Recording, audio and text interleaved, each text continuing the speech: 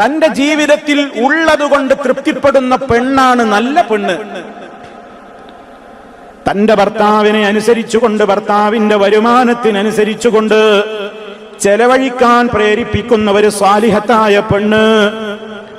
കുറ്റങ്ങളും കുറവുകളും ഇങ്ങനെ പുറത്തേക്ക് എണ്ണിപ്പെറുക്കി പ്രാരാബ്ധവും പരിവട്ടവും മറ്റുള്ളവരോട് പറഞ്ഞു നടക്കാത്ത പെണ്ണ്. എന്ത് പ്രയാസങ്ങളും വിഷമങ്ങളും ഉണ്ടെങ്കിലും അതൊക്കെ സഹിച്ചും ക്ഷമിച്ചും തന്റെ ഭർത്താവുമായി അഡ്ജസ്റ്റ് ചെയ്തു പോകുന്ന പെണ്ണ്. അതേ, ജീവിതത്തിന്റെ വിജയം എന്ന് പറയുന്നത് അവരവരുടെ നിലവാരം എന്താണോ അല്ലാഹു തന്നിട്ടുള്ളതെങ്കിൽ അതിൽ തൃപ്തിപ്പെട്ടുകൊണ്ട് ജീവിക്കലാണ്. അതാണ് ഏറ്റവും വലിയ സമാധാനം എന്ന് പറയുന്നത്. ലൈസൽ ഗിനാ അൻ കസറത്തിൽ അർളി വലാകിന്നൽ ഗിനാ ഗിനൻ നഫ്സ്. സന്തോഷവും സമാധാനവും ധന്യതയും ആശ്വാസവും അതുപോലെ തന്നെ സാമ്പത്തികമായ ഭദ്രത എന്നൊക്കെ പറയുന്നത് ഒരുപാട് വിഭവങ്ങൾ ഉണ്ടാകലല്ല, വലിയ സൗകര്യങ്ങൾ ഉണ്ടാകലല്ല, ആർഭാട ജീവിതത്തിന് പറ്റിയതുണ്ടാകലല്ല, അങ്ങനെയെല്ലാം തികഞ്ഞു നിൽക്കലൊന്നുമല്ല. ജീവിതത്തിന്റെ സമാധാനം ഒരു കുടുംബത്തിൽ നിലനിൽക്കേണ്ടത് വലാകിന്നൽ ഗിനാ, സമ്പന്നതയും ഐശ്വര്യതയും നിരാശ്രയത്വവും എന്നൊക്കെ പറയുന്നത് ഗിനൻ നഫ്സി, അത് മനസ്സിന്റെ ധന്യതയാണ്. മനസ്സിന് സുഖം, അത് അധികം വിഭവങ്ങളൊന്നും വേണ്ട. എന്തെങ്കിലും പ്രയാസം ഉണ്ടെങ്കിൽ തന്നെ ഒരാളോട് പറയാൻ പാടില്ല. തന്റെ പ്രയാസങ്ങൾ പറഞ്ഞു പുറത്തറിയിക്കാതെ, അത് തന്റെ ഭർത്താവിന് മോശല്ലേ? തന്റെ ഭർത്താവ് കഴിയുന്നുണ്ടെങ്കിൽ അത് ചെയ്യൂലേ? അതുകൊണ്ട് ഉള്ളതിൽ തൃപ്തിപ്പെടുന്ന ഒരു പെണ്ണാണ് യഥാർത്ഥത്തിലുള്ള ഭാര്യ. അല്ലാത്ത പെണ്ണാണെങ്കിൽ ഭർത്താവിന്റെ വരുമാനം നോക്കാതെ അവരതും ആവശ്യപ്പെടും. കാരണം അവൾ അവളുടെ ജീവിതത്തിൽ അളക്കുന്നത് അവളെക്കാൾ താഴെയുള്ളവരെ നോക്കിയിട്ടായിരിക്കില്ല. കണ്ടില്ലേ അവരുടെ വാഹനത്തിന്റെ മൊഞ്ച്, കണ്ടില്ലേ അവരുടെ വീടിന്റെ മൊഞ്ച്, കണ്ടില്ലേ അവരുടെ സംവിധാനങ്ങൾ എന്നൊക്കെ പറഞ്ഞു മുകളിലേക്ക് മുകളിലേക്ക് മുകളിലേക്ക് നോക്കുമ്പോ അതേ അല്ലാഹു തനിക്ക് നൽകിയിട്ട് ഇപ്പൊ അനുഗ്രഹിച്ചു കൊണ്ടിരിക്കുന്ന, അനുഭവിച്ചു കൊണ്ടിരിക്കുന്ന ആ നിഅമത്തുകളെ പോലും വളരെ കൊച്ചായി നിസ്സാരമായി കാണുമ്പോ നബി സല്ലല്ലാഹു അലൈഹി വസല്ലം ലോകത്ത് എല്ലാവരോടും പറഞ്ഞില്ലേ, ആണായാലും പെണ്ണായാലും, നിങ്ങളുടെ മുകളിലുള്ളവരിലേക്ക് നിങ്ങൾ നോക്കരുത്, മറിച്ച് നിങ്ങളെക്കാൾ കഴിവ് കുറഞ്ഞ, നിങ്ങളുടെ അത്രയൊന്നും കിട്ടിയിട്ടില്ലാത്ത ആളുകളിലേക്ക് നിങ്ങൾ നോക്കുമ്പോ അല്ലാഹു നിങ്ങൾക്ക് ചൊരിഞ്ഞു തന്നിട്ടുള്ള നിഅമത്ത് നിസ്സാരമല്ല, അത് വല്ലാത്ത നിഅമത്താണ് റബ്ബ് നമുക്ക് ഇപ്പോൾ തന്നെ ചെയ്തിട്ടുള്ളതെന്ന് നിനക്ക് മനസ്സിലാവാൻ നിങ്ങളെക്കാൾ പവർ കൂടിയ, സൗകര്യങ്ങൾ കൂടിയവരിലേക്ക് നോക്കി നിരാശപ്പെട്ട് നെടുവീർപ്പിടുകയല്ല വേണ്ടത്.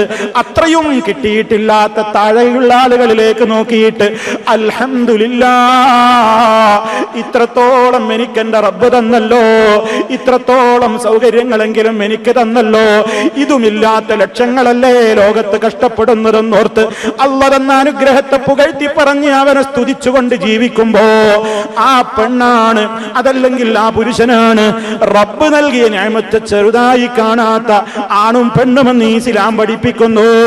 മറ്റുള്ളവരെ സുഖ സൗകര്യങ്ങൾ നോക്കി കമ്പയർ ചെയ്യുമ്പോഴാണ് തനിക്കൊന്നുമില്ല നീ തോന്നുന്നത്. അതുകൊണ്ട് ഇസ്ലാം പറഞ്ഞത് എന്താണ്? അതേ നബി സല്ലല്ലാഹു അലൈഹി വസല്ലമിന്റെ ഒരു വചനം കേട്ടോളൂ. ലാ യൻദുറുല്ലാഹു ഇലാ ഇംറഅത്തിൻ ലാ തശ്കുറു ലിസൗജിഹാ വഹിയ ലാ തസ്തഗ്നി അൻഹു. അല്ലാഹു ഒരു പെണ്ണിലേക്ക് കാരുണ്യത്തിന്റെ നോട്ടം നോക്കൂല. ആ പെണ്ണിന്റെ സ്വഭാവം എന്താണ്? ലാ തശ്കുറു ലിസൗജിഹാ,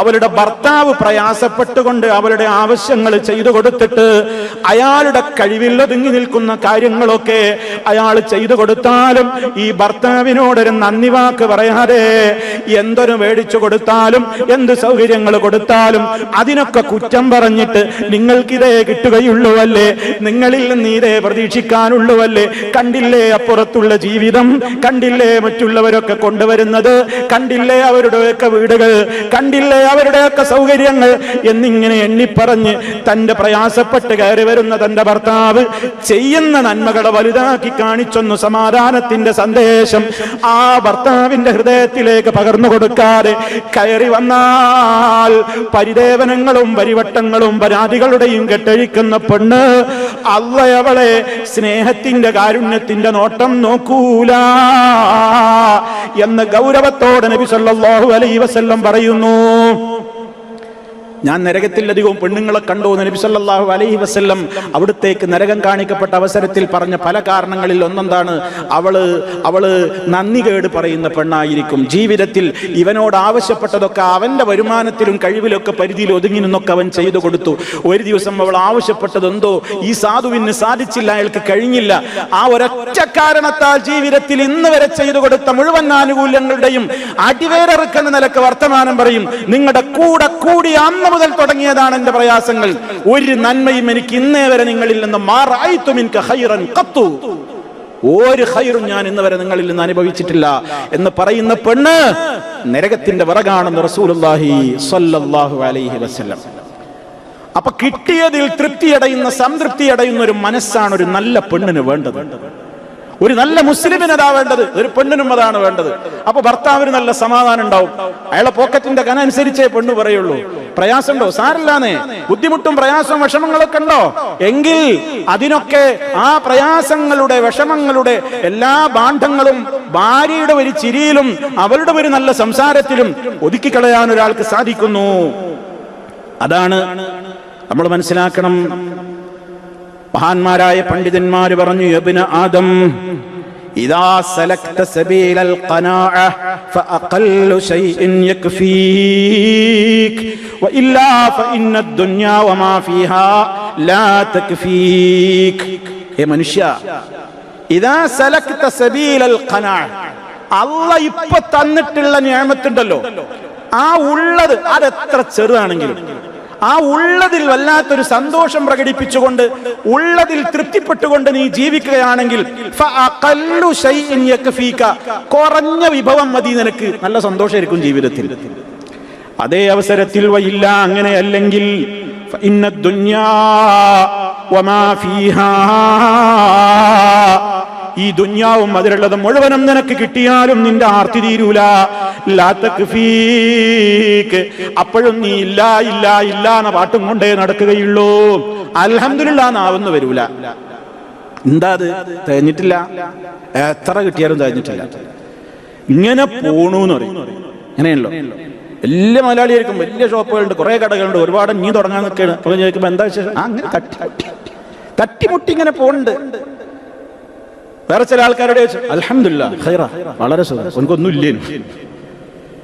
എന്താണ് ഈ വ്യത്യാസം? ഇത് നമ്മൾ മനസ്സറിഞ്ഞൊരു അൽഹംദുലില്ലാഹ് പറയാം.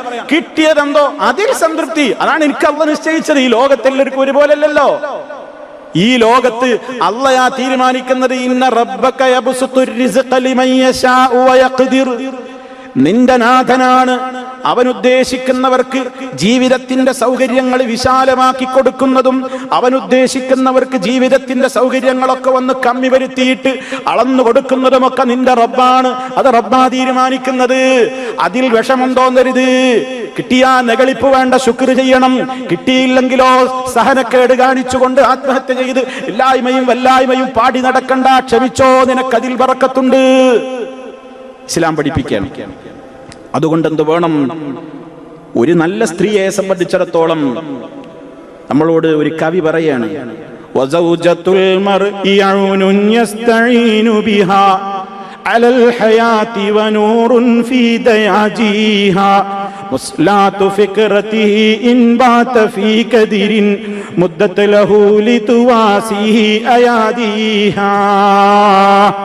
ഒരു നല്ല ഭാര്യയാണെങ്കിൽ ആ ഭാര്യ ഈ ഭർത്താവിന് എപ്പോഴും നല്ല സഹായമായിരിക്കും. ജീവിതത്തിന്റെ ഏത് ഘട്ടങ്ങളിലും അവൾ ഒരു തുണയായിരിക്കും.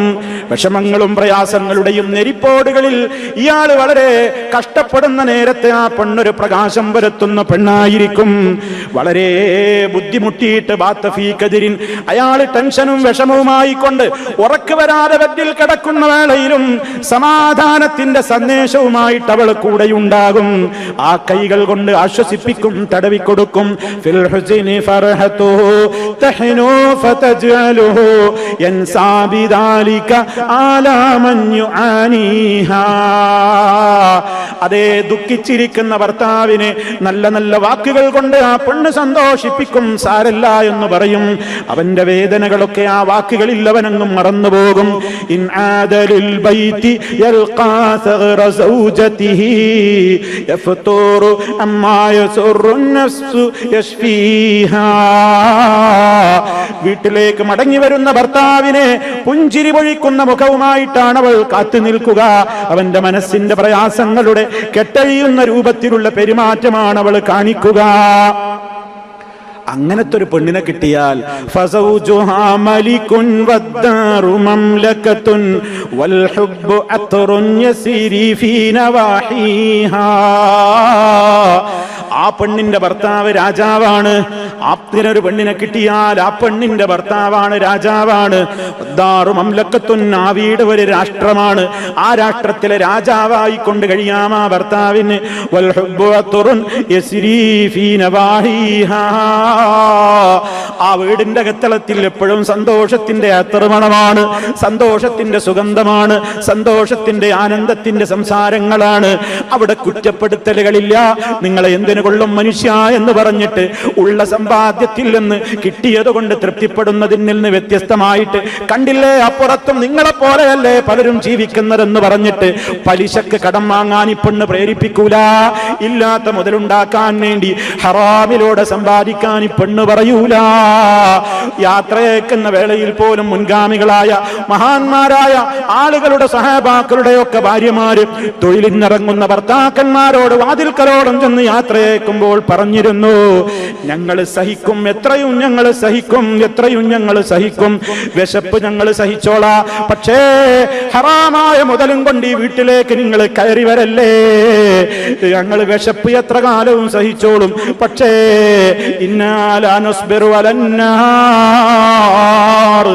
നരകം ഞങ്ങൾക്ക് സഹിക്കാനാവില്ല.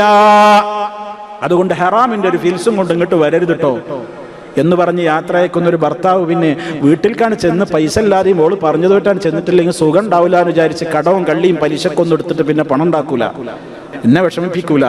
എന്റെ പ്രയാസങ്ങൾ അറിയാം, നമ്മുടെ വരുമാനങ്ങൾ അറിയാം, നമ്മുടെ പ്രതിസന്ധികൾ അറിയാം, നമ്മുടെ പ്രയാസങ്ങൾ അറിയാം. അതാ പെണ്ണ്, അതാണ് പെണ്ണ്.